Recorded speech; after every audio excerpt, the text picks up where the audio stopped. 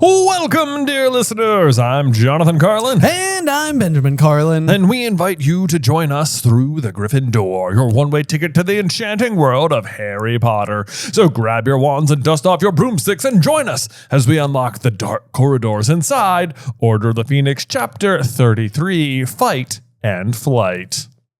Aha! We're in it. We're in it now. Yeah. We have now caught back up to ourselves in the most unusual way because we've actually done this chapter once before live in Denver, Colorado. Yes, I know. Yeah. The last time we did this chapter was actually way back on March 7th. So it has been over a month. We are now recording this one on April 14th. I know. Yeah. So fascinating to see kind of like the amount of time passed, but then also like just going through reviewing all my old notes and everything. It was just kind of like, oh, this is it's very cool. It's like an old friend. So as per always, we got to take a look at the chapter art, which gives us sort of like a full-bodied side profile depiction of Dolores Jane Umbridge, which I gotta say, I do not think is doing her any favors. It is not doing her any favors. She looks as squat as ever. She's definitely shorter than both Harry and Hermione. I love the upright confidence with which Hermione is striding towards the forest. She is like a girl with a plan, you know? Yes, which is kind of interesting because she is, for Hermione, who I think, if you were to go back to sort of that like book one version of Hermione, you've got like the, another plan to get us all killed or worse, expelled. And like this is now Hermione directly defying a professor in the name of basically like running her out. Yeah. So I mean, it's like, this is very high stress for Hermione. It's a huge step away from like where she began the story. But also I think it's kind of hilarious because we've kind of got that like running gag where Hermione is like always catching up. And here she is depicted as walking proudly out front. I know. Instead, it is going to be Umbridge who is going to have the ragged breathing, barely keeping up with them. Yes. What I do think is absolutely hilarious. But also with Umbridge, as I so often do with the chapter art, I went through and drew a few flies over her head, both for the toadness and also just because I generally tend to believe that she's got like a stank about her. Yeah, I mean, there's no doubt about that. Yeah. I just started listening to the full cast audio edition of Order of the Phoenix. Yes. And I have arrived at Hogwarts and I'm actually in the middle of Umbridge's first class right now. And if you didn't know, Umbridge is being voiced by Keira Knightley, whom I could not describe as more opposite in appearance from what I imagine Umbridge to look like. It is absolutely shocking. Like when I saw that casting, I was like, no, that must be a mistake. Yeah, I was like, that has to be a mistake. It must be someone else. How is she doing? She's absolutely crushing it. It is so hard to imagine it's even her doing the voice. Really? Yes, it is like, there's no way this is Keira Knightley. There's no way. And it's just like, yeah, it's very good. It's very good. So job well done, but it is a very different like voice than you're used to. And it's like, this is crazy. It's like, I cannot match the person to the voice at all. Take Elizabeth Swann and Dolores Umbridge. And it's what? They can't be. Like, how did you get just one of the most attractive people ever? Yes, right. to voice one of the ugliest characters of all time. Right. Yeah. And this, I feel like, is a very good chapter. I'm not sure if we've actually talked about it specifically on Gryffindor yet, but we had somebody come up to us while we were on tour who suggested the idea that Umbridge is actually part Kappa, which would make her a half-breed herself. Yeah. Which is like, in case you're like forgotten, a Kappa is like a water demon. Is that how they refer to them? Mm-hmm. But in Fantastic Beasts, we do see that it's like a vaguely humanoid looking thing. Right. Sort of an unusual creature. I don't know how much I fully subscribe to it, but it would feel like one of those ideas that is very similar to like the Tom Riddle being a half-blood, but preaching pure blood.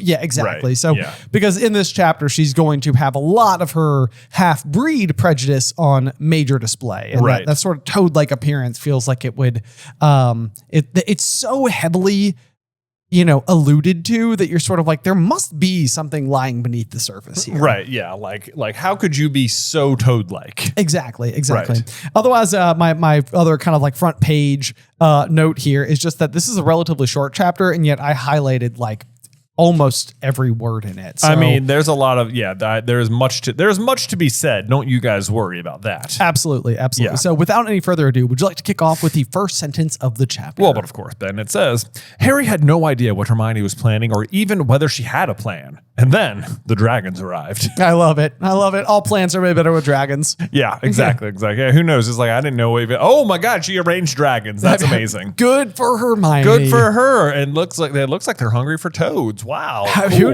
knew? Honestly, I would not have hated a scenario where it's just like they let him out on the Great Lawn. The dragons appeared. Umbridge was immediately caught up in an inferno. End of chapter. That's it. That's it. It's like, and look, how are we getting to whoa. the Ministry? We'll be riding on dragons. What? It's foreshadowing. You know? It's pretty cool. It's pretty cool. Yeah. Yeah, exactly. Okay. So anyway, that being said, now where we are picking up is Harry has broken into Umbridge's office, has used her fireplace to attempt to communicate with number 12, where he just like hits the absolute worst timing imaginable. Yep. In part due to the fact that Creature has had a ploy of his own, which is to go and injure Buckbeak in Sirius's mother's room, which sends Sirius up there to tend to Buckbeak, which means that when Harry arrives in the fireplace, he is able to ask Creature whether or not Sirius is there. Creature lies because he doesn't have any obligation to tell Harry the truth.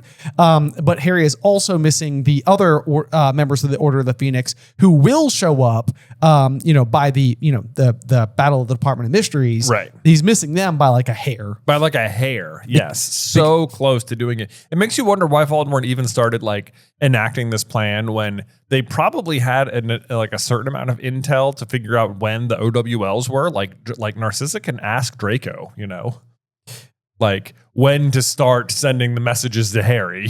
Like, you think best case scenario was doing it during OWLs? No, after, probably. I would imagine. So that they could get through all their examinations? Well, just so that he wouldn't be like, oh, I need to finish my test or something.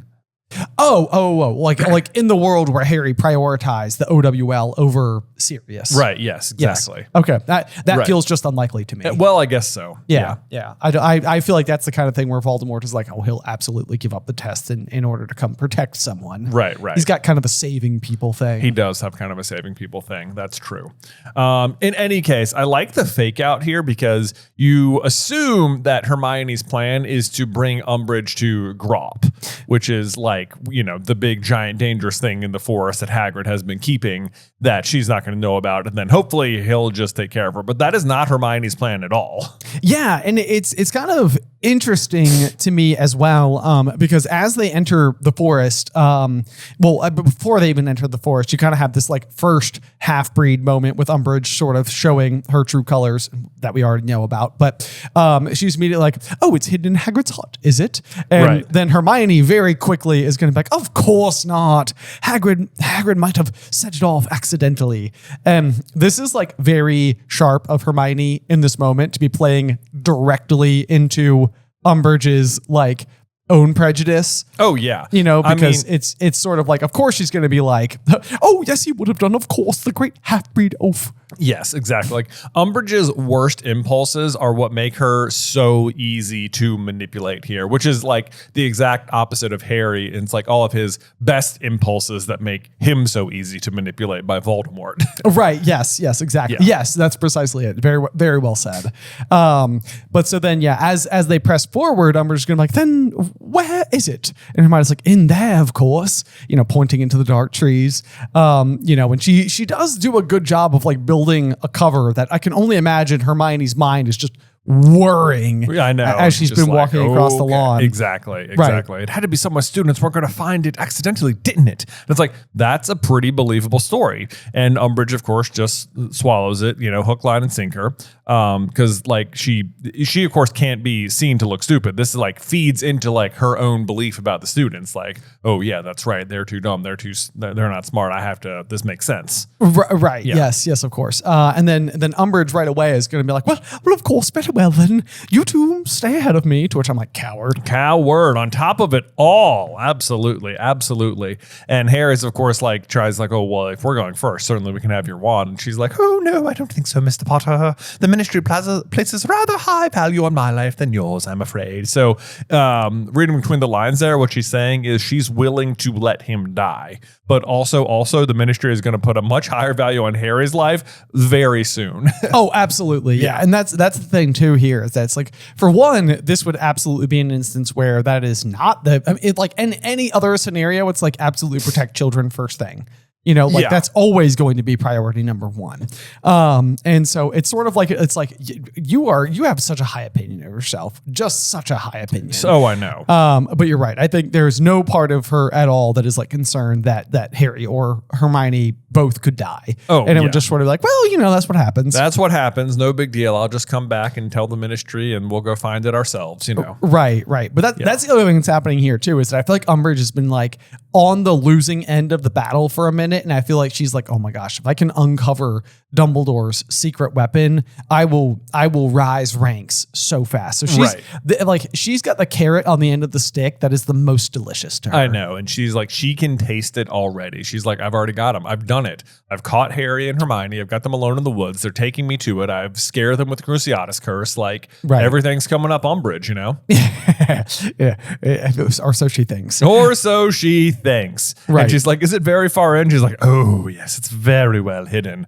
But this is where Harry is starting to have some misgivings because he's like, this is not the path we took to Grop. So Harry thinks it's Grop, and he's sort of like, this is kind of the way to Aragog, which Hermione was not with him and Ron when they took that path that time. So, like, can you imagine, like, Hermione is just, because what Hermione's plan is actually just to make a lot of noise to alert the centaurs to their presence, at which point she's counting on them showing up and, like, letting Umbridge's own, like, prejudice get her into trouble, which is exactly what happens.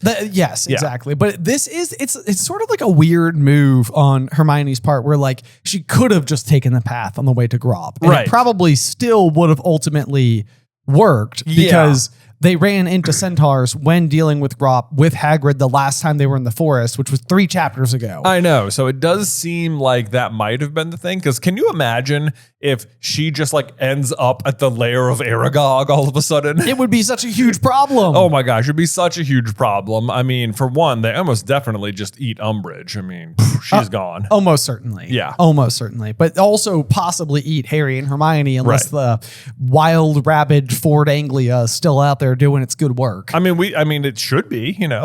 It absolutely should be. The question is, could it show up twice? Could it show up twice? And this time without Ron there, it's, you know, true owner. That's right. That's right. I mean, it'd be a real 2 nickels situation. It would be a little scapegoaty for sure. Yeah. But the other thing that I think is kind of crazy about this particular moment, just trying to like put myself into like Harry's mind here, is Harry knowing something that Hermione doesn't know and that she is walking towards certain danger. Yeah. But also having absolutely no ability to like communicate it without revealing the greater hand. I know. He's like, Are you sure this is the right way, Hermione? Because I don't think you have any idea what you're walking into. And she's like, oh, yes. She's making all the noise she can. I love that it just says, behind them, Umbridge tripped over a fallen sapling. Neither of them paused to help her up again. I literally wrote, love this for them. Yeah, love this for them. They could so easily just like break into a sprint and just leave her by herself. That's right. Know? Yeah, it's like, keep up. You have to run to get there. Yeah. Best do it a bit of a run if you're nervous, you know. Part of the protection, you know. Part of the protection, yes. You have to run through the barrier. Yeah. We all had to do extensive fitness training to be prepared. It took me a long time. That's Hermione. That's me, Hermione. It took me a while to get through the whole barrier. Could you imagine just like Dumbledore out in like the middle of like the grounds of Hogwarts, like, you know, having students in like gym apparel running in circles around the circles. Yeah. The Black Lake. Exactly. Everyone go, pick it up. High knees, people. High knees. That's right. Hermione, Miss Granger, that's you. Linked in that stride. Oh man. But obviously that's not the case here. But I am glad that Umbridge fell over. So yeah, we can be happy about that. Little celebrations, little wins. Yeah. But yeah, then Harry's gonna be like, Hermione, keep your voice down. Anything could be listening in here. And she's like, I want us heard. You'll see. And he's like, no, you'll see. You weren't here for the spiders, Hermione. Okay.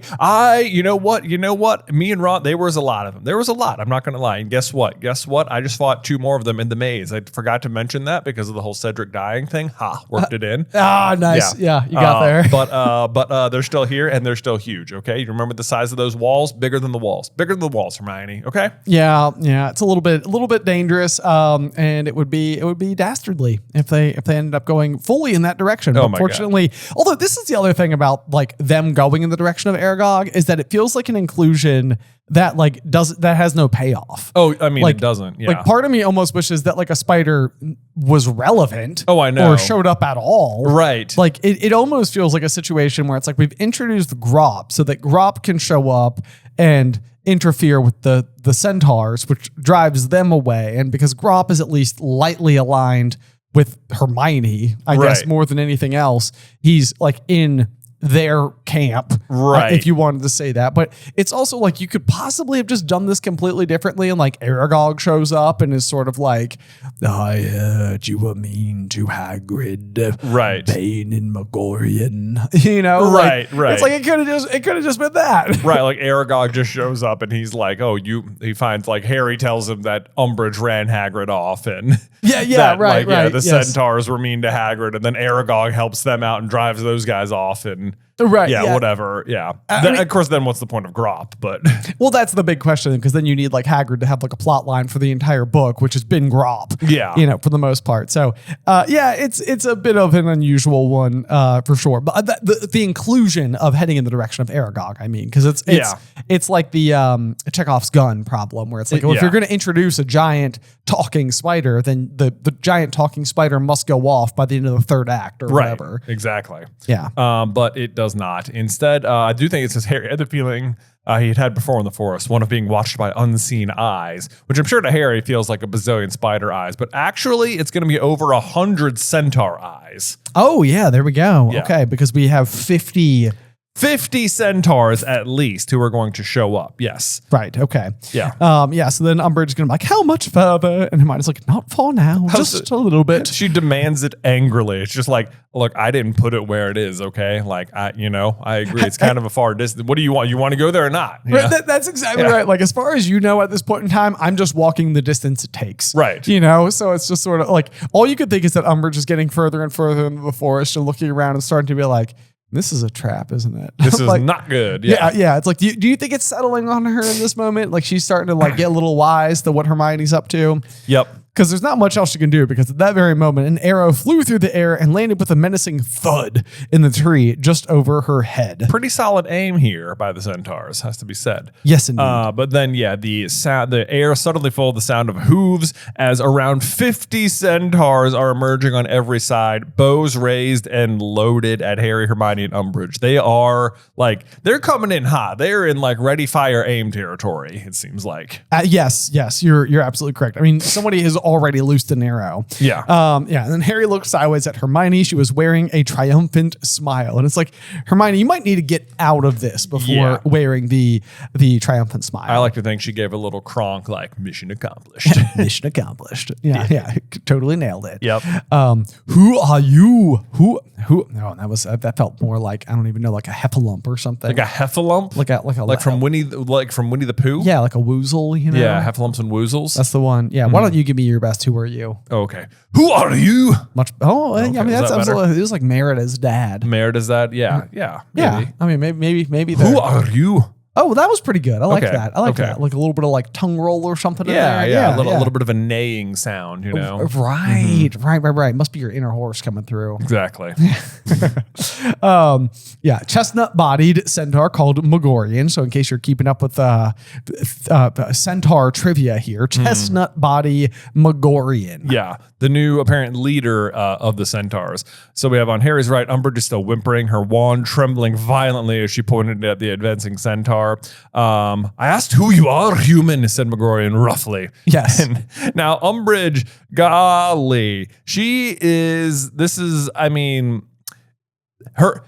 in such a position where she believes that all of her power is derived from her own title and like other people's respect of that title. And the centaurs, of course, don't respect wizard law at all or recognize her title at all. They're just going to see 3 people.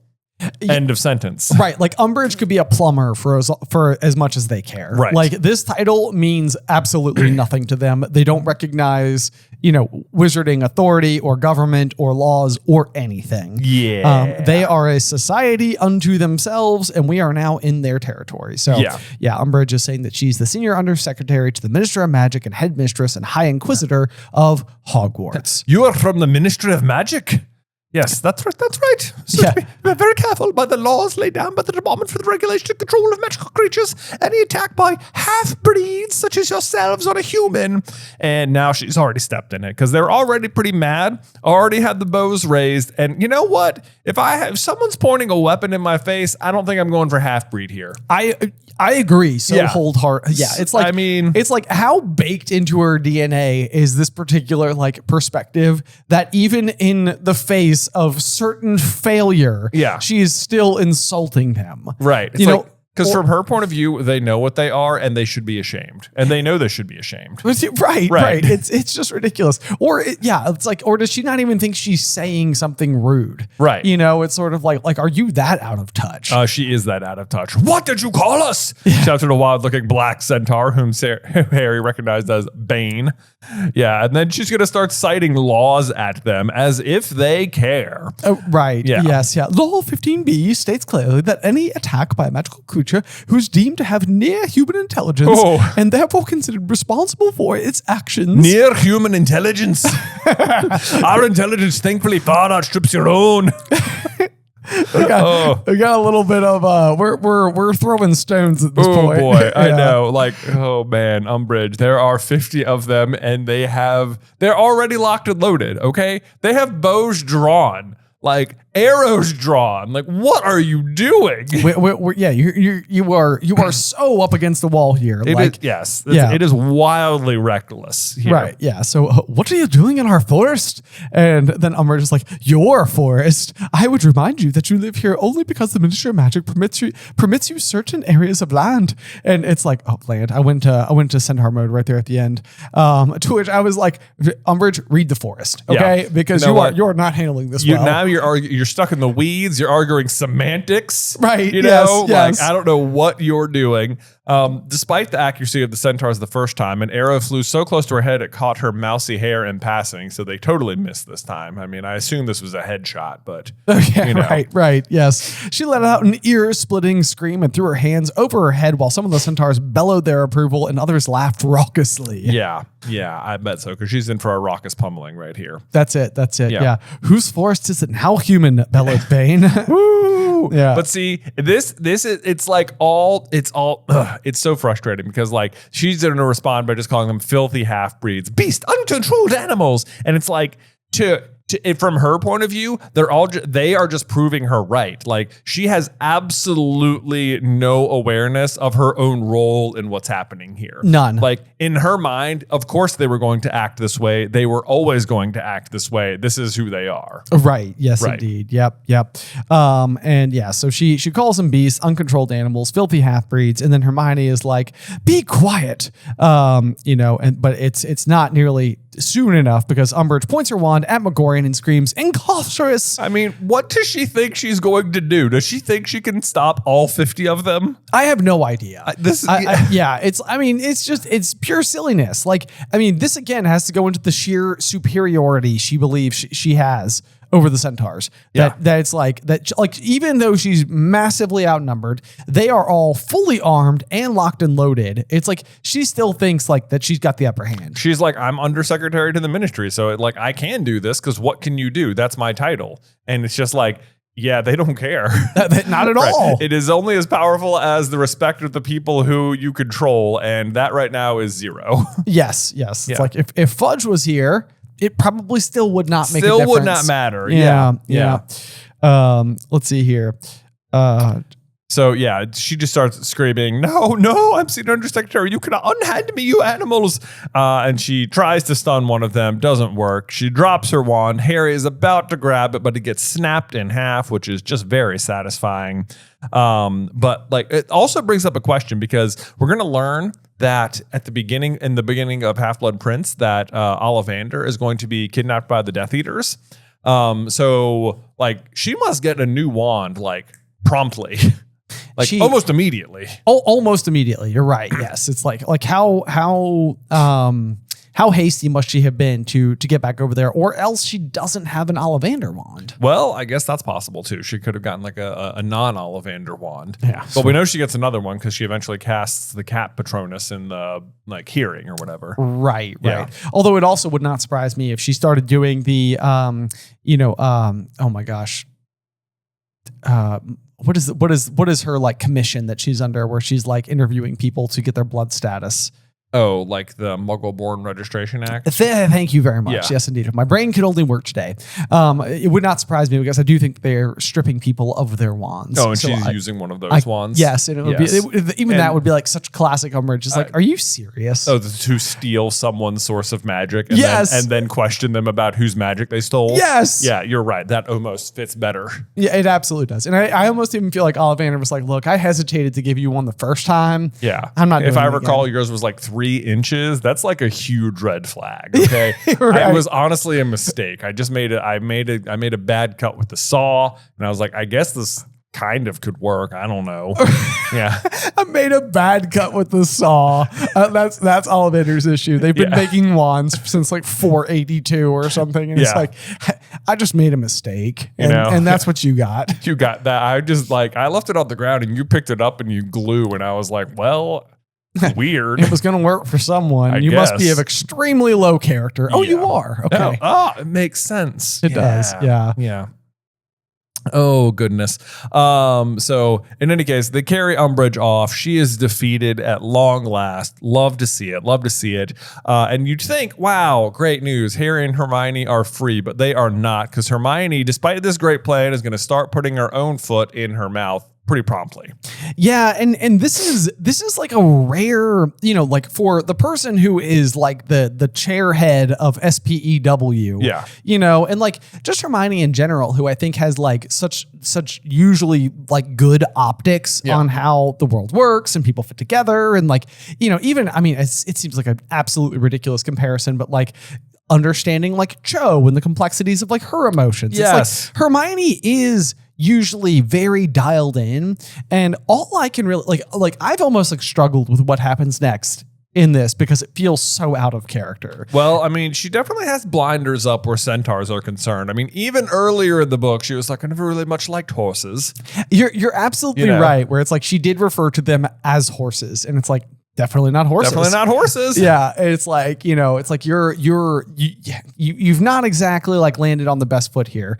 But like the part of me that like wants to like understand more is maybe like going back to what I said earlier, which is that like Hermione is building a plan as it's unfolding, and this is like not her typical like textbook academic environment where things are like slow moving and you can take your time and double check your work and all that type of stuff. And this is more like this is where Harry, on the flip side, I think thrives in action. Right. It's like that is like one of his strengths. Like that's what makes him like, he even says it in the Hogshead. It's like, we can learn about these things in books and stuff, but it's different when you're really there, when your life is in danger. Right. And so that it's no excuse for the things that Hermione says. It's just like one of those things where it's like, it feels so out of character for her that I'm like attempting to understand. Oh, I know. Now that she's going to be the only one throwing around some some prejudice here. I mean, they're asking, what are we going to do with these? And one of the centaurs says, they are young. We do not attack foals. To which I'm like, what you call us now? Holes? Right. Okay. All right. It's a little racist. Okay. All right. We're people. Children. Teenagers. Okay. Come on. Right. Yep. And right away, Hermione's going to start pleading with them and be like, please don't attack us. We don't think like her. We aren't Ministry of Magic employees. We only came in here because we hoped you'd drive her off for us. And it's like 2 words too long there. No. Yeah. We'd hope you drive her off, period. Maybe stop there instead. Actually, I think maybe stop here. Say, please don't attack us. We don't think like her. We aren't Ministry of Magic employees. And stop there. I think that would have been completely fine. Yeah. But otherwise, any other suggestion basically is going into that territory where it's like, we hoped you'd solve our problem for us. Yeah. Yeah, they do not like that, especially after everything Umbridge just said. And Harry, of course, at once is just like, oh my God, you've made a terrible mistake. Why did you say that? Right. And maybe that goes back to my point from earlier where it's like, this is more of a like, let's see here. Does Hermione, I guess inside of the Shrieking Shack, like she's been inside of like the capital A action before. Oh yeah. But like Harry has like, he spent a lot of time. He spends a lot of time at the capital A action. Yeah. Yeah, for sure. Yeah. It's sort of like his whole thing. That's like his whole thing. Yeah. But yeah, so then Hermione is like trying to backtrack a little bit. She's like, no. And she's absolutely horror struck. Please, I didn't mean that. I just hoped you'd be able to help us. Yeah. Not any better. They're like, we do not help humans. Which I'm like, never? Right. Yeah. Never. Which is like mildly surprising because I mean, I don't know about surprising is the right word or not, but we will learn later that Dumbledore strides into the forest by himself to retrieve Umbridge. Yeah. Which means that they at least respect singularly Dumbledore. Or are afraid of him. Or are afraid of him. But they also seem to have like historically respected Hagrid. Right. And like there's like the situation with Firenze leaving to go and like work for the school and Hagrid keeping Grop inside of the forest that's like creating more of like a wedge. Right. But like it seems like at least in the past, like they could have been cordial. Yeah. And I mean, Hagrid says as much as well. Like, good enough about turning up for a word if ever I want one. Yes, exactly. Yeah. Yes. But they are getting a little bit manic here themselves. We are a race apart and proud to be so. We will not permit you to walk away from here boasting that we did your bidding. And it's like, no one's boasting. No one's boasting. Yeah. All right. Umbridge has definitely struck a nerve. They are being very proud, and Harry's just like, we're nothing like her. We know you didn't do anything because we wanted you to. But yeah, no one's listening at this point. Yes. Yeah. So nobody seemed to be listening to him. A bearded centaur toward the back of the crowd shouted, they came here unasked. They must pay the consequences. Then somebody else chimes in, they can join the woman. And then Hermione's like, but you said you didn't hurt the innocent.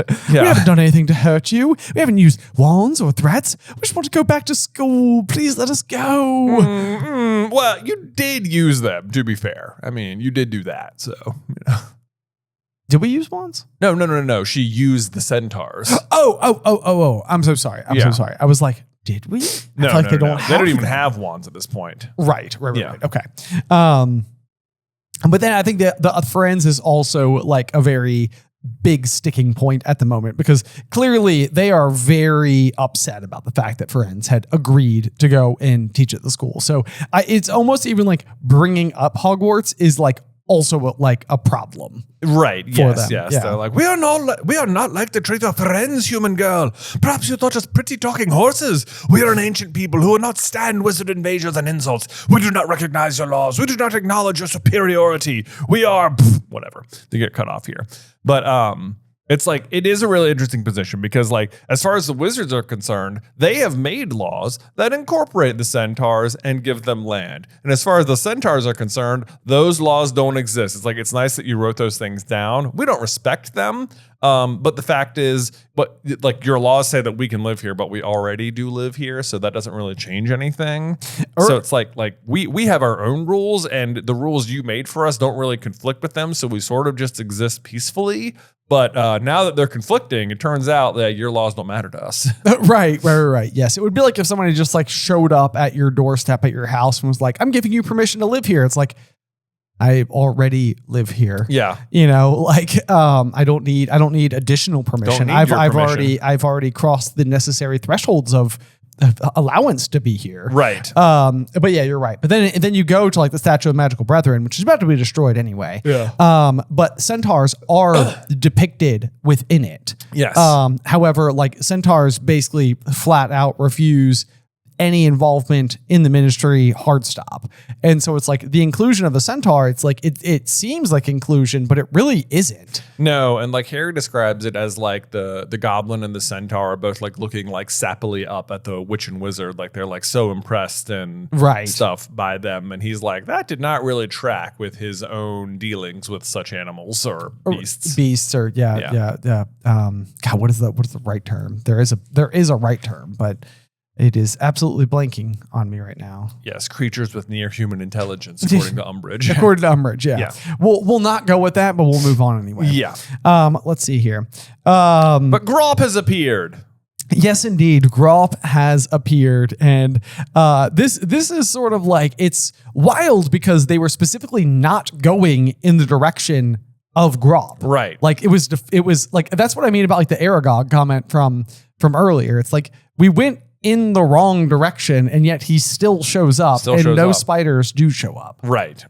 It is surprising. It almost feels like the spiders should have shown up, and then the centaurs drove off the spiders, but then they were their own problem, and then Grop showed up and like drove off the centaurs or something. Right. Yeah, We just have like stacking upon stacking upon stacking. Right, like all of the forest is coming to a head. You know? Yes, you're right.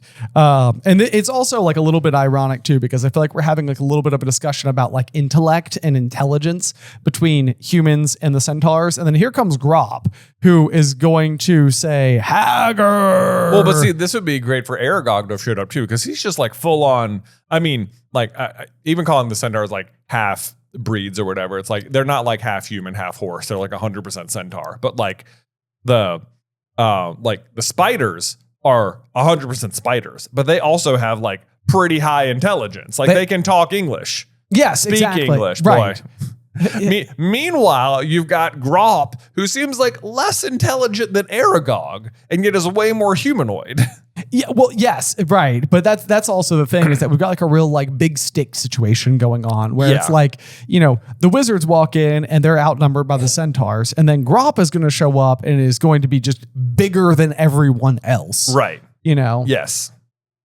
So anyway, he's there.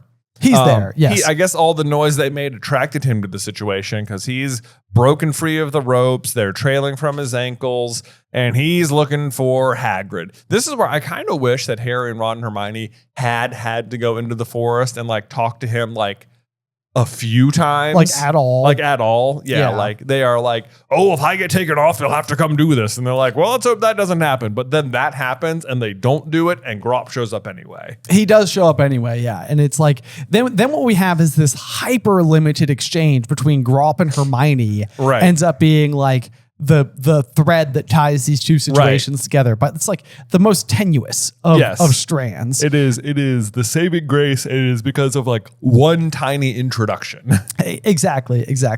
And then you have more prejudice from the centaurs towards the giant now, where Megorian's going to be like, get away from here, giant. You are not welcome among us. And it's just sort of like, oh my gosh. Like, it's just like, God, everyone just sort of, we got Spider-Man pointing at each other. Right. Yeah. You know, is the situation going on here. It's like the centaurs are like, we're the only things allowed in this forest. Okay. Everyone's mad at each other. Yeah. It's like, oh, okay. What if we just like take a few steps back and have a quick little conversation? Right. Yeah. Yeah. This is maybe when the spiders need to show up. What do you mean your forest? You know? Yeah. And like some we spiders are a race apart. And then some like were cubs show up. Yeah. It's just like, that would actually be a very funny way for the TV show to do this scene. Is just like a myriad of different creatures keep like appearing. Right. You know, like some like bowtruckles are like in like a tree, like waving their like little like fist. Yeah, exactly. Yeah. The ants show up from Lord of the Rings. They're like, this is our forest. We are the forest. Right. We are the forest. We'll move the whole forest if you don't like it, you know? Yeah, right. Let me tell you a story about the last time that happened. Yeah.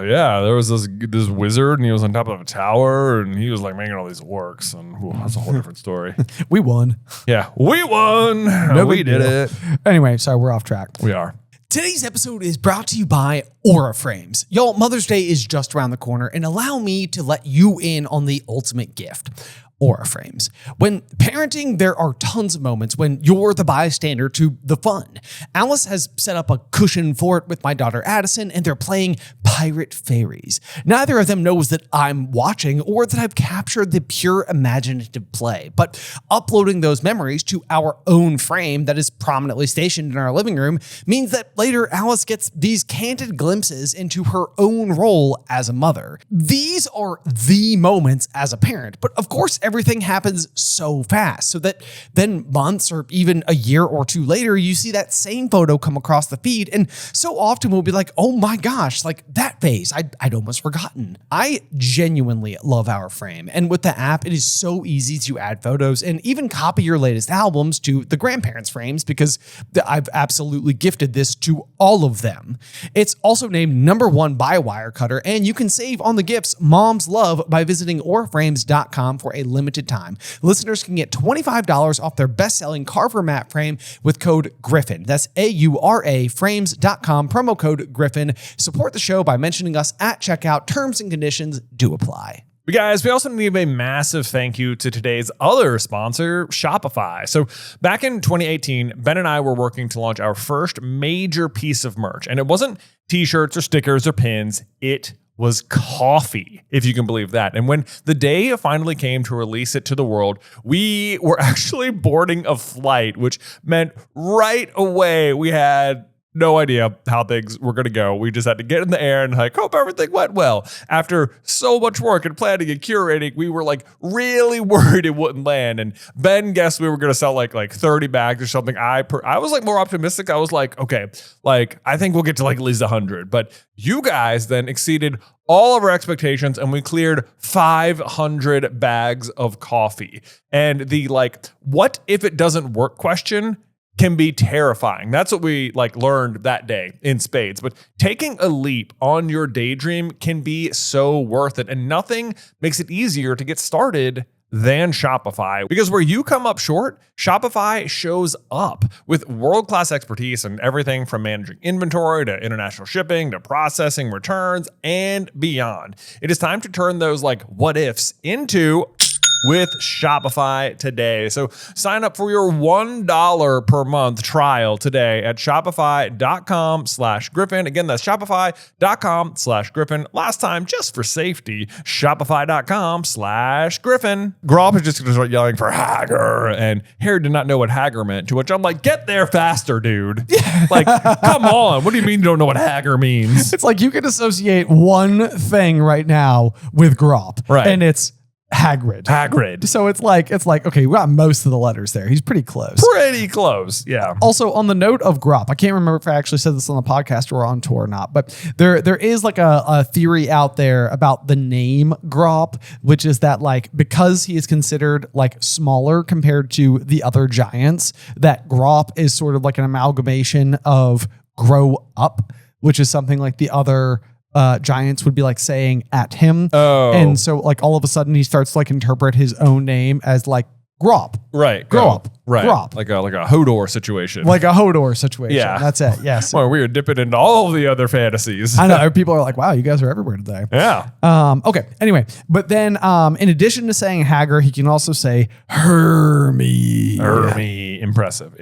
There you go. Yeah. And then Hermione's goodness, he remembered Hermie, where Hager. So Hermione immediately knows what Hermie means, but Harry doesn't know what Hager means. Yeah, right. Yeah, right. Well, I guess to be fair, when they were introducing Hermione to Grop, I'm pretty sure Hagrid asks, would it be okay if he just called you Hermie?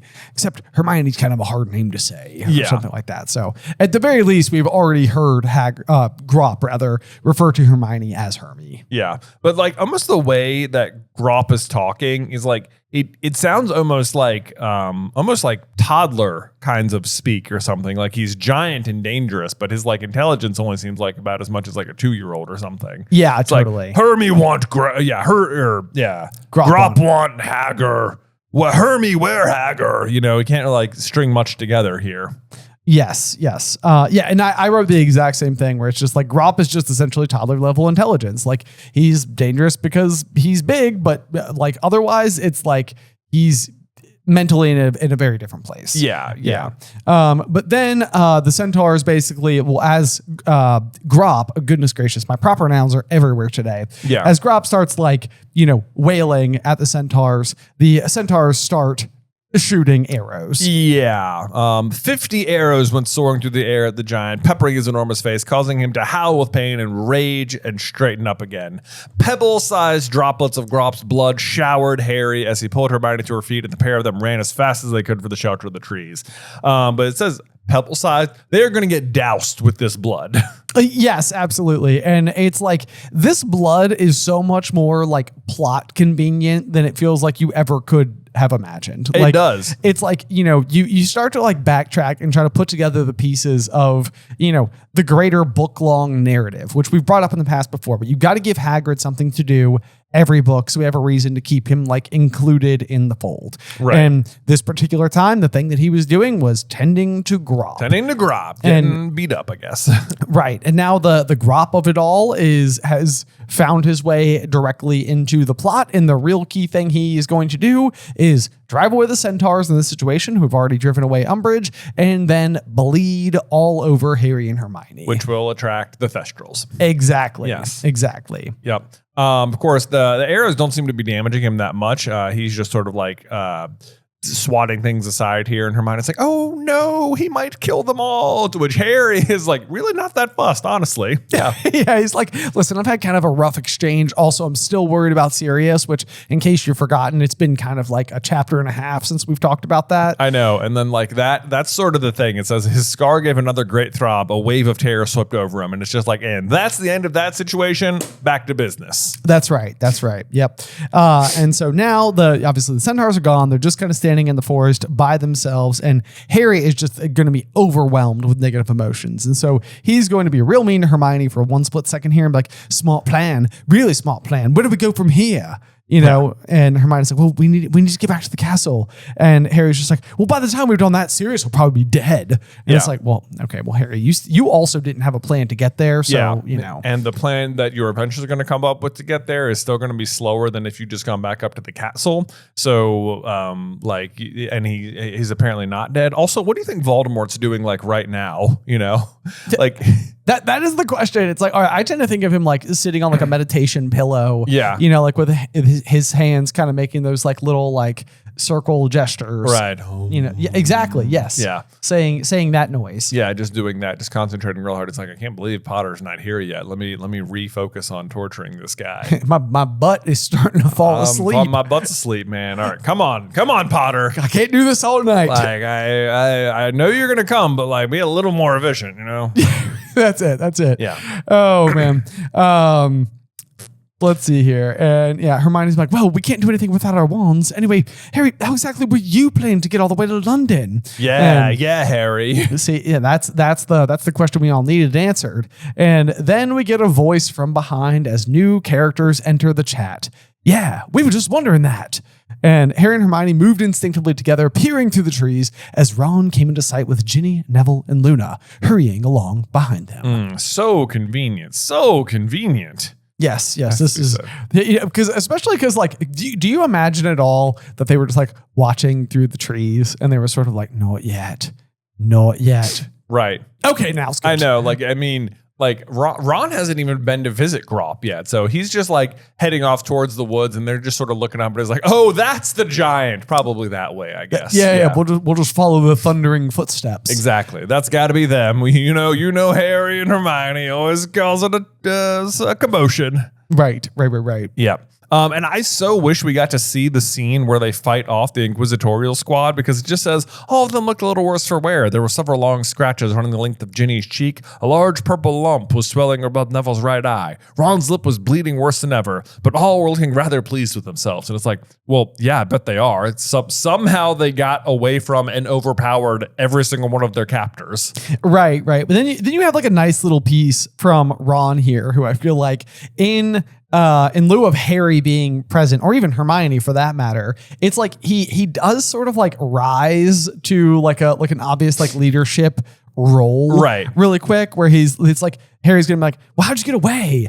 Taking his wand from Ron, so he gets his wand back. And then Ron's like, a couple of stunners, a disarming charm. Neville brought off a really nice little impediment jinx, but Ginny was best. She got Malfoy. Bat bogey hex. It was superb. It's like Ron is doing like a really good job of like spreading the credit out to everyone involved. Which is like what a good leader in this kind of instance should do. It's like we worked as a team. Yeah. We got him. We hit them all. Boom. And the Bat Bogey Hex is just thing funny because this will kind of go on to be like a little bit of a signature spell for Ginny. She's going to use the same spell on the train on the way to in Half-Blood Prince. Yeah. And it's the thing that will catch the attention of Slughorn. And it's what gets her an invitation to the Slug Club. Yeah. And then they asked us what happened to Umbridge. Like, oh, she got carried away by a herd of centaurs. Like, ooh, yay.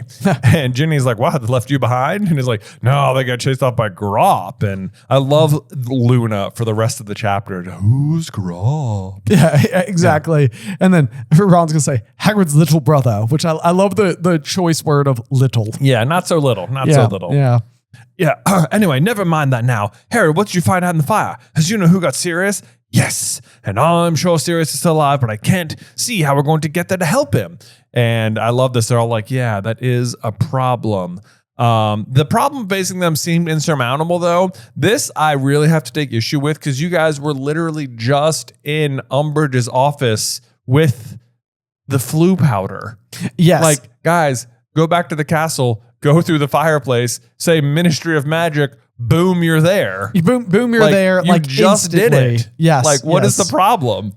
Nope. Well, they don't get there. And maybe that's like part of like why the scene needed to like go elsewhere, because there's even like that line. It's like, well, by the time we get back to the castle, like, Sirius will probably be dead. And it's sort of like, okay, let's introduce urgency that doesn't really allow for a scenario where we go back. I know. But then you get like one of these, like, an interesting line from Luna, because it's actually like the Jim Dale's narration, which is like so often how I'm consuming the series, is like Ginny saying like, well, we'll have to fly, won't we? But it said Luna in the closest thing to a matter-of-fact voice Harry had ever heard her use. To which makes me like think that like the way it's meant to be read is like, well, what the fly, won't we? Yeah. Like it's much more like, it's less of like the dreamy Luna and more like this is where her role as like the cloud cuckoo lander like trope is exactly on point. Right. Like she's looking at the rest of them like, are you guys crazy? Like, we'll have to fly, won't we? Right. So it's like, because she can think so far outside of the box, it's like the rest of them are trying to find an in the box solution to the problem. And she's like, no, we don't need to do that. Like, we'll use an out of the box solution, obviously. Guys, so obvious. And to her, it is obvious. And that's usually part of like the trope in character building around this type of character anyway, is like they do sort of have this like airy, dreamy nature about them. But when they're right, they're right. Exactly. But so Harry is not having, he's like, okay, first of all, we, if you're including yourself in that, are doing nothing. Second of all, Ron's the one with the broomstick that isn't being guarded. And Ginny's just like, excuse me, I've got a broom. And then Ron has to round and her. He's like, yeah, but you're not coming. Well, like, what is it about this clearing? Like, is this just a clearing where like everyone's mad? Because even on the last page, there is a Bowtruckle that's like flexing its long twig-like fingers at them. It's like everyone who's been in this clearing has been offended by someone else. Oh, is this like an anger clearing or something? An anger clearing. Yeah. Is this the clearing where Harry enters for the forest again? No, because that's where they drove the Acromantulas out of their like nest. You're right. Yeah. You're right. Okay. Yeah, which is why they're a part of the battle at all, because they're just causing chaos in there. But this is so similar. This entire conversation is so similar to when Harry tries to go solo for the Horcruxes, and Ron and Hermione are like, "What are you talking about? We're coming with you." And he's like, "No." And like, excuse me, yes, we are. We decided it like earlier this summer, and also we decided it back on the train in year 1, so just deal with it. Yeah, exactly. It's like these are the kind of friends that we are, and that's what you get. Yeah. Yeah. So and Harry basically looking at Ginny is just going to be like, "You're too," like, and he's going to say like young. Yeah. And she immediately is like, "I'm 3 years older than you were when you fought you know who over the Sorcerer's Stone, and it's because of me Malfoy stuck back in Umbridge's office with giant flying bogies attacking him." Oh yeah, boom, got him. This is one of those where like part of me is almost like Ginny looking at Harry being like, "You did hear that, right? Like you Right. heard it, dude." It's like, You heard it. because it's like in this moment that particular detail doesn't feel like as relevant. It's like they all had to break free of the Inquisitorial Squad, and she took down Malfoy. And To be Malfoy. fair, Do you think which he's is, still got them flapping on his face as they speak? oh, definitely. Yeah. Yeah. I just imagine him like rolling on the floor and being like, "She's killed me. Just killed me. That is Yeah. what I picture happens. I know. And then Neville finally speaks. It was like, we're on the DA together. It was about to be fighting you know who, wasn't it? And this is the first chance we've had to do something real. Or was that all just a game or something? And here is where you have to really admire the courage of the other three, of Ginny, Neville, and Luna here. Because as far as they are concerned, like we know they only have to go fight Death Eaters, which is already bad enough. But as far as they are concerned, they are heading into this fighting Voldemort himself, like big bad, number one, final boss. the final boss. They are like, let's go fight the final boss right now. That's who they think they're up against, and they're willing to go. Right. And it's also interesting as well because this is like a situation where like Harry, I think, does take the DA very seriously. It's deeply fulfilling for him to like be an instructor. He likes seeing the progress that everybody's making, and it's like he's teaching them like real skills and explaining to them like the real challenges of like facing this stuff down. And now he's finally put himself in a situation where it's like Neville's like, was it all just like made up or something? And Harry's like, no, like it wasn't. But it's almost like he's having to like put the pieces of that puzzle together, where it's like the abstract thought of building like an army versus actually letting them do something. I know, because I think to him it's more about like just training them for if they happen to find themselves in this situation, now you'll be prepared, not let me train you and then put you into action actively. Yes, exactly. It's like, we'll train in the safety of the vacuum. If you ever have to use it, then at least you'll know. Right. Not like we're going to go and be proactive. Exactly. Like go on the offensive, which is effectively what is sort of happening here. Yeah. But then, of course, he has this weird line where he's like, if he had to pick any members of the DA, he would not have picked Ginny, Neville, and Luna. To which I'm like, who would you have picked, Harry? Go on. I have the exact same thought here. I'm like, Ginny is phenomenal as it is. And Neville and Luna are going to be like regarded as like the two most committed members of the DA. Right. It's even said that Neville, like nobody was progressing faster than Neville. Right. Like it's just, there's so many things to it where it's like, you wouldn't pick, like who would you pick? Who would you pick? Like Ernie? Cho? Yeah, Cho. I mean, it's like maybe if they were still present, Fred and George. Maybe Fred and George, sure. You know, like Yeah. I could give you that, but also like they're not here. They're not here. They're not options. Yeah. Dean, I guess, could be an option, I guess. You know, Dean's- Seamus has only been to one meeting. Right. Yeah. Yeah. Michael Corner. No shot. No shot. Marietta Edgecombe. Zachariah Smith. These are, I mean, yeah. Hannah Abbott. We know how she deals with stress, Harry. Well, I mean, don't we? Susan Bones, I think. Susan is in there. Bones. Yeah, Okay. I'll yeah. give you a Susan Bones. Right. Okay. Yeah. So Okay. maybe we'll just add her. We'll add her, 7th member. Right, Just wasn't right. here. Right. Yeah. Would have come. One step closer to Harry Bones. One step closer to Harry Bones. Susan's just like, she's in the Great Hall, just like, where's Harry? Yeah. It's like, can't help but notice that like a bunch of the key people aren't here. Yeah, sort of I'm going to weird. go venture into the force just in case. Yeah. I think in my mind, maybe she's like, maybe she's the one who discovers the Inquisitorial Squad in Umbridge's office and is like, oh, I should probably get Madame Pomfrey about this. Yeah. Right. Yeah. In like an hour or something after dessert. After, I'll go back to the Great Hall. I'll go back. Yeah. A second helping of treacle tart. Exactly. If I'm not mistaken, it's Harry's favorite. I'm just kidding. Okay, so anyway, let's see here. So Harry is going to be like, well, you know what? It doesn't matter who's going because we still don't know how to get there. Yeah. Yeah. And then Luna's going to be like, I thought we'd settled that. We're flying. I know. It's just so matter of fact about it all. And Ron is like, look, you might be able to fly without a broomstick, but the rest of us can't sprout wings whenever we want to, which is just lovely, like Voldemort foreshadowing when he will, in fact, be able to fly without a broomstick. Good point. Yep. And then Luna's going to be like, there are other ways of flying than with broomsticks.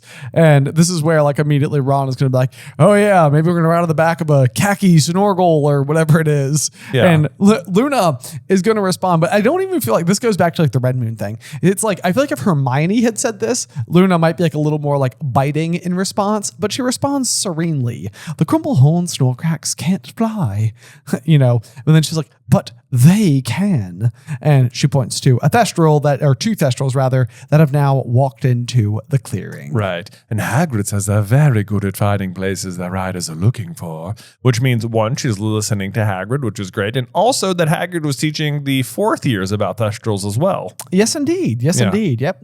So it's always like one of those weird things where it's like, do all the teachers just do this? Like we're like in year 2 is every year just learning about mandrakes. You know? Like, I don't think so. I'm pretty sure that's a year 2 thing. Yeah. Or no, yeah, year 2 thing. But at the same rate, sometimes it does seem like everybody's getting the same lessons. It does kind of seem like that. Yeah. Because like I imagine like Moody doing like the 3 unforgivable curses. I feel like he gave that lesson to each class that day. Every class. Yeah. It's Yeah. like, I'm not coming up with 7 years worth of classes. Are you kidding me? It's exhausting. I'm only doing this for a year anyway. I'm just here to do Voldemort's bidding. I mean, come on. I'm imitating another person. That's hard enough as it is. Yeah. I don't have to become wow. His Polyjuice potion tastes like mud. Right. like mud. Oh man. Anyway. Let's see here. So then, of course, only Harry, Luna, and Neville can see them. So it's sort of like, well, how many are there? 36. Counted them myself. Can you imagine if there were 36 Thestrals That here? would be so funny.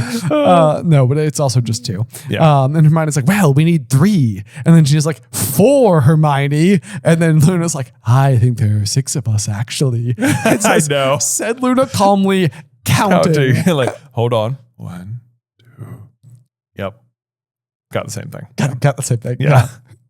Then it's gonna be like, don't be stupid. We can't all go, said Harry angrily. Look, you 3. He pointed at Neville, Ginny, and Luna. You're not involved in this. You're not. And then they burst into protest. Yeah. And then finally he's just gonna be like, okay, fine. It's your choice. Fine. I guess I can't stop you, but unless we can find more Thestrals, you're not going to be able to. Oh, here they come. Oh man. Yeah. So it's because Hermione and Harry are covered in that all too important giant's blood. The giant blood. Yes. Yes. Oh man. It's like because in case you hadn't noticed, you and Hermione are both covered in blood, she said coolly. And we know Hagrid lures these creatures with raw meat, half a cow if I remember. And that's probably where these 2 turned up in the first place. Half a cow cut hot dog style or hamburger? I know. Exactly. How do you carry half a dead cow? Seems like things would spill out of it is what I always tend to think. It does, yeah. Anyway, yeah. So then it's like, okay, then Ron and I will take these 2 and go ahead. Hermione, you can stay here with you 3, and she'll attack more Thestrals. And So Hermione's apparently, if Harry could choose just one DA member, it would be Ron. it would be Not even Hermione. if it was me at this moment, I'd be like, listen, Ron, Hermione, you 2 like each other. Hermione, hug Ron. Ron, now you have blood on you. Hermione, you're coming with me. Right. like that's the right play. I know. Oh dear. Oh man. Okay. Anyway, yeah. So 6 or 7 Thestrals were picking their way. Nice. Amazing. Nice. We're picking their way through the trees now. Their great leathery wings folded tight to their bodies, their eyes gleaming through the darkness. He had no excuse now. All right, he said angrily. Pick one and get on then. Fine. I guess we're all going. It's like there are 6 of us and 6 or 7 of them showed up. Should we get a 7th member? Does anyone want to go and try and find Susan? She's like racketing through the brush as fast as she can. She's like, I saw the giant, Harry. I saw the giant. I'm coming. Wait for me. Because otherwise, just think about this for a second. That means of the 7, they take 6 of them, which means that the 7th one is just like, Hey. What about me? That's fine. I don't have any plans. It's cool. I guess I'll. There's droplets of blood. I'll just lick those. It's fine. It's fine. Tenebris always gets to do everything. Leaves me here again. Oh, it's fine. Whatever. The most special favorite. I know. Special favorites. I'm down here, Ronobris, I'm never as good as Tenebris, Ronobris? Because he's in his shadow. Yeah, no, I get it. Oh, man. That's the seventh Thestral is Ronobris. Ronobris. Poor dude. Poor guy. Dude. Yeah, I guess I wasn't good enough. Yes, so. I want to take it personally. I'm not going to take it personally, Oh my gosh. Well, with that though, that will bring us to the end of chapter 33. Looking forward to chapter 34, the Department of Mysteries. But before we close out, Jay, do you have a review for us? Well, of course I do, Ben, and it comes from Flatline 1914. All right. Flatline says, this pod is amazing. I've been following Ben and Jay for so long. I don't even remember when I started. I do remember when those socks are amazing was a thing. I didn't mean to do that. I look forward to these episodes and listen through as soon as possible each week. In this latest episode, I had a thought about wand ownership. When the Inquisitorial Squad takes Harry's wand, isn't that like when he takes Draco's wand? Does it say specifically who takes it in that moment? Because unless it's Draco, that muddies the ownership aspect from the Elder Wand. No. Man, I'll tell you what, like if there's anything that's ever annoyed me more, like it's so frustrating to me just because it's such a vital plot detail, like coming down to the actual final battle. Yeah. It's like we're talking like Harry versus Voldemort for all the marbles, and Harry's big gotcha moment is I took this one from Draco Malfoy. Right. And what I really wish happened there is that like Draco and Harry had like a much more genuine duel, like, or something. Like, I don't know what like the right way for it to happen is, because in Half-Blood, we have like the Sectum Sempra duel. And it seems like at this point in time, like Draco would be like more on the fence about like where he feels like he stands inside of the greater Wizarding War. Like, at this point in time, he's definitely having some doubts. But even those doubts could be the kind of thing that like gives Harry the edge in what otherwise might be quite a fair duel. Yeah. Okay, so if I go back though and look, it doesn't say specifically. Umbridge says, take his wand. She barked at someone. He could not see. He felt a hand grope inside his chest pocket of his robes and remove the wand. And then like a paragraph down, it says, Malfoy was leaning on a windowsill, smirking as he threw Harry's wand into the air one-handed and then caught it again. So it sounds like Malfoy took it from Harry. It sounds like Malfoy took it. The only thing I could think that would like define the differences between these two moments would be that like Harry is fully apprehended and Draco's taking of the wand from him is just like physically removing it from his person, not like technically winning it in like a battle of will or something, where like Harry like rips Draco's wand from his hand and like a much more like, I don't know. Right. Like we're fighting over something. I don't know. I mean, if you want to count this though, we then know that Ginny, Bat Bogey Hex, is Malfoy. Okay. Right. So if Malfoy became the master of Harry's wand when he takes it from his pocket, and then Ginny takes the wand back after she overpowers Malfoy, then is Ginny not the master of Harry's wand at the moment? That's an interesting question. You know what I mean? That's an interesting question. When is Harry ever overpowering Ginny? I don't know that we know a moment. Don't think that happens. Yeah. That doesn't happen. It seems unlikely. Right. It doesn't feel like the opportunity would really be there. Maybe we can love crux our way into it here. Lay it on me. Wherein when Harry then kisses Ginny post Quidditch match. Yep. It is because it is like a union. The wand is like, okay, cool. Both of you. Oh. Right. Oh. Right. Kind of interesting. Like, all right, okay, all right. That's like a representation of like Ginny like relieves power back to Harry of his wand, as far as the wand is concerned. Okay. Right? So Ginny is a master of Harry's wand for a while. Yeah, like most of the next book. Man, crazy. It's like maybe that is why. Well, okay, because this is a plot hole, like a genuine one. Is in the Ministry of Magic, Harry chases Bellatrix up the stairs. Yep. Right. And he like casts Crucio at her. Doesn't hurt that bad, by the way. Correct. Because he's not the master of the wand at the moment. Okay. Right. Still there. And then Voldemort is going to show up and he's going to be like, yo, what's up, Potter? Time to die. And he's going to cast Avada Kedavra at Harry. And by all accounts, the wand should golden fire here. It should magnetically whip up and block it with the golden fire. It should. That is what should happen, but it doesn't. Okay? Because Ginny is the master at that time. Wow.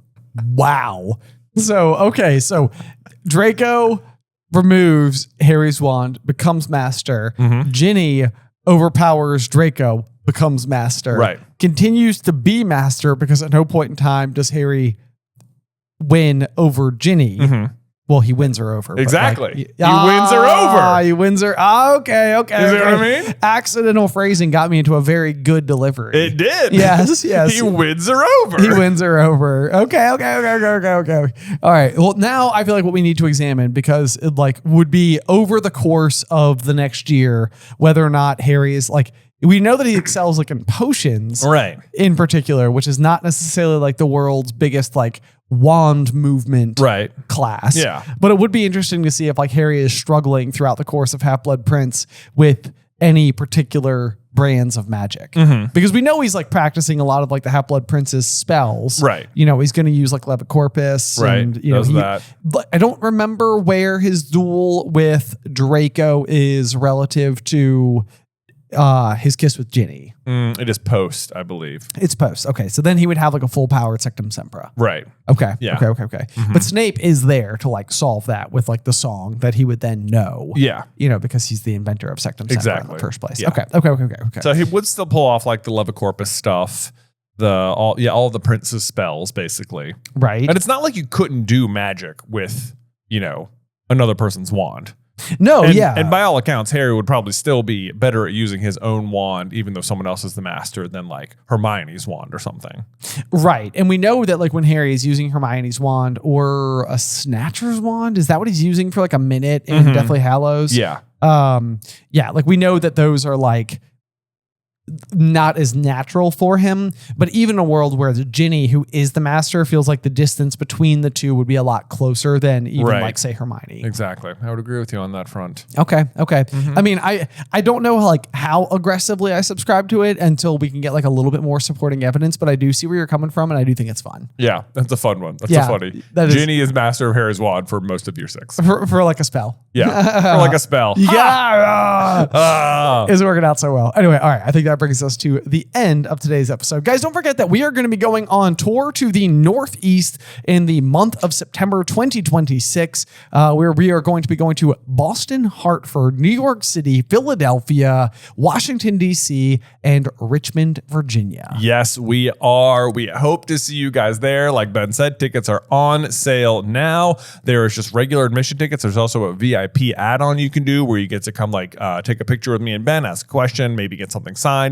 That's before the show. It is it's so fun. It's so fun meeting everybody. Then we have a fun little way to interact with you during the show. That's right. Yeah. If you want a little if you want us to remember you as things are unfolding, it's a great way because we try so hard to it's who is this person? Who is that person? Yeah. Yeah. Okay. Cool. Where are they sitting? Yeah. It comes up. Yeah. So anyway, if you want to be a part of the fun, check out the meet and greet for sure. But otherwise, it's always just a raucous good time, and it's amazing to me to see the friendships that you can witness being made in real time between people who don't know each other that are seated next to each other, and it's just hey, we get along now. Yeah, it is. Did we just become best friends? Yes. I forget where we were. This is just a very quick little story, but I remember showing up to one show. I'm going to call it San Diego, and people being I had no idea so many other people here were also fans of Super Carlin Brothers. And they were that's really cool. So imagine just living in your hometown and being there's a bunch of people who share an interest with me and I don't know who they are already. Right. Yeah. Yeah. So it's But now you will. Exactly. Yeah. So come on out. We hope to see you there. Yeah. It's going to be so much fun. But otherwise, that's going to do it for today. Make sure you join us next week for Chapter 34, The Department of Mysteries, here on Through the Griffin Door. Today's episode was edited by Ethan Edghill. Vaishon Brandon does our art. Catherine Stein is our production manager, and the show is hosted by me and Jonathan Carlin.